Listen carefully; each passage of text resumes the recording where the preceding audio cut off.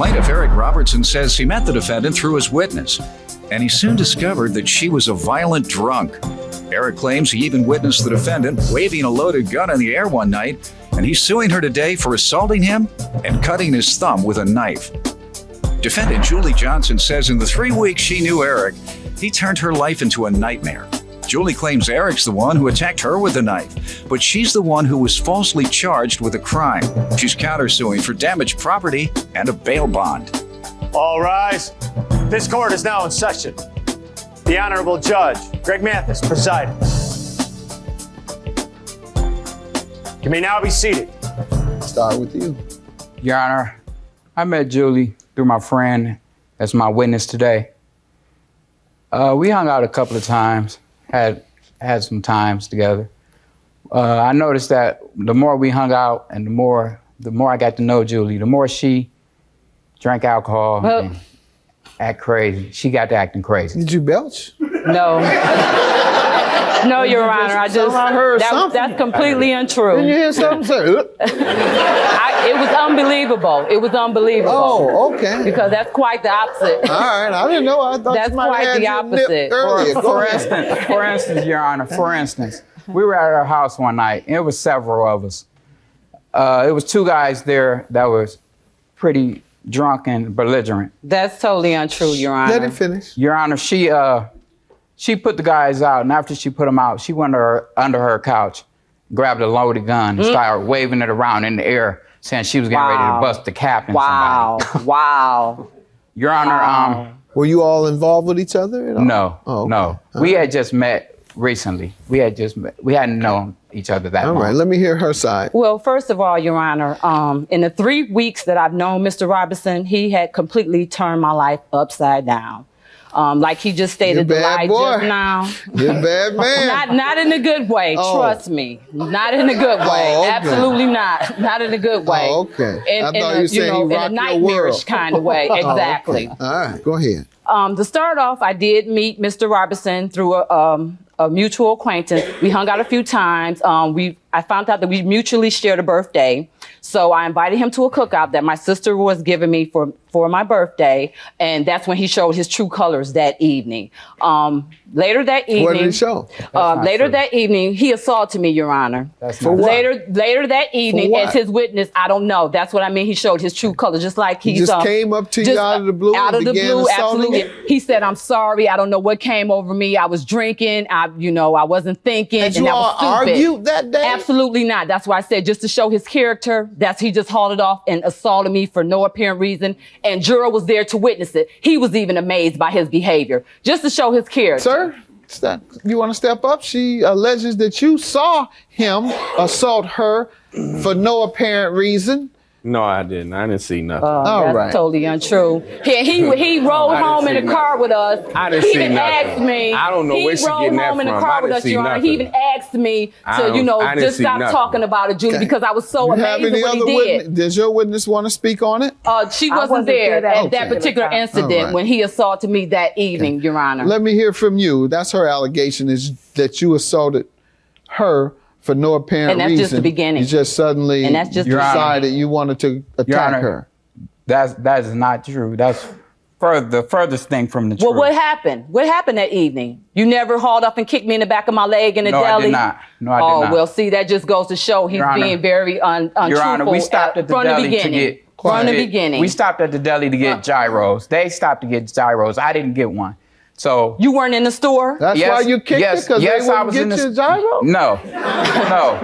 Yes, I was in the store. That's why you kicked. You didn't know. You didn't know. You should have got him a gyro. In the store. That's why you got kicked. You talking about you don't know why? Maybe, I don't know. That showed his true colors. I don't believe in violence, especially against women. Okay. And I do not do that. Good. Wow. Good to hear that. Your Honor, my sister I don't believe you can take her no way. Go ahead. Thank you. Oh, Your Honor, that's not. I don't know. I don't know. Leave it alone. That little Power Ranger, he packed a powerful punch. I don't know about How would that. You know? I never punched you. I don't know. You wouldn't know. I have evidence to prove otherwise. Oh, right. I have a witness here to prove otherwise. Your Honor, tell me how the assault ensued that you're suing her for. We were hanging out. We were hanging out one night. Me and her, one of her friends, and my witness. It was about 2:20 in the morning. We were ready. Me and my witness was ready to go home.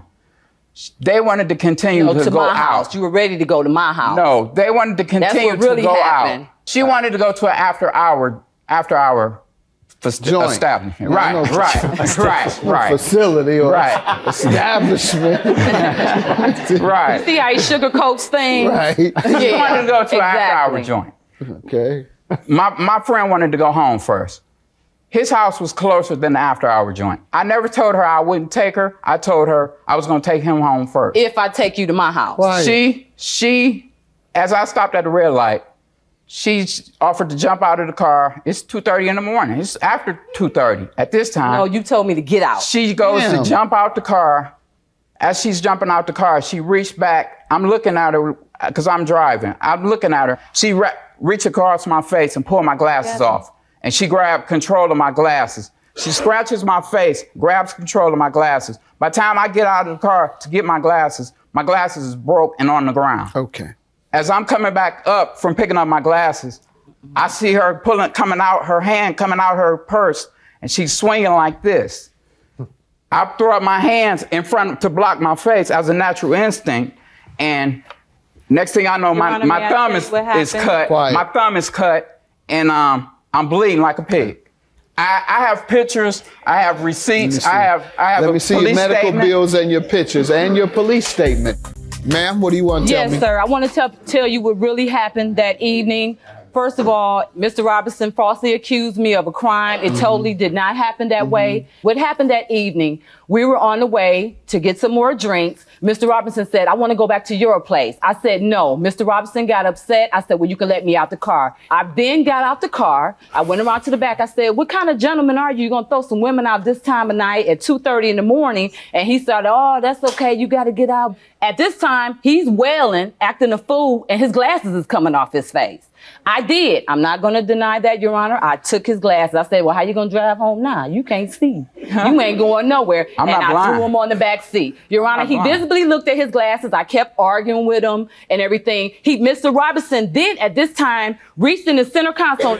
At this time, me and Lisa took off down the street. She's lying, Your Honor. Like I said, me and Lisa. How about cutting him? Mr. Robinson was never cut.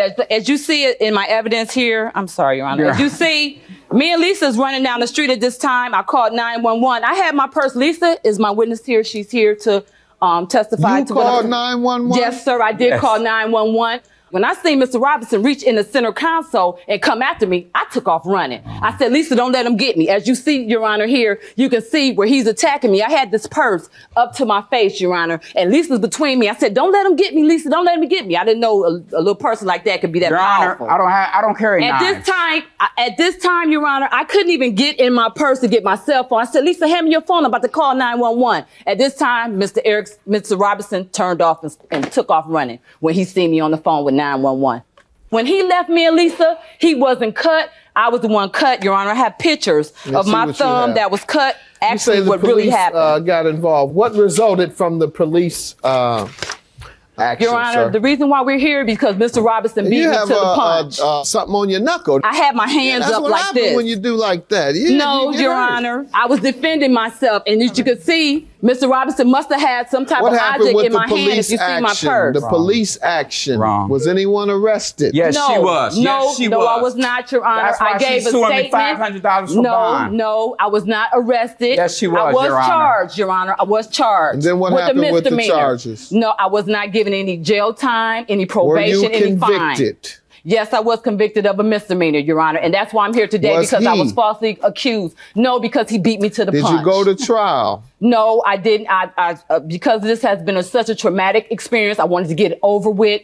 I pleaded to the assault charge against him. It was a misdemeanor because it was such an incredible thing that happened. I know it seems that way, but Your Honor, I just wanted to get it over with because this was a traumatic experience for me. Ma'am, unfortunately, there's a presumption of liability when you have pled guilty in criminal court. And, sir, I see your medical bills amount to $457. Your glasses are $456. I'll give you $500 for the cut as well, sir. 1413 is your judgment. Have a good day.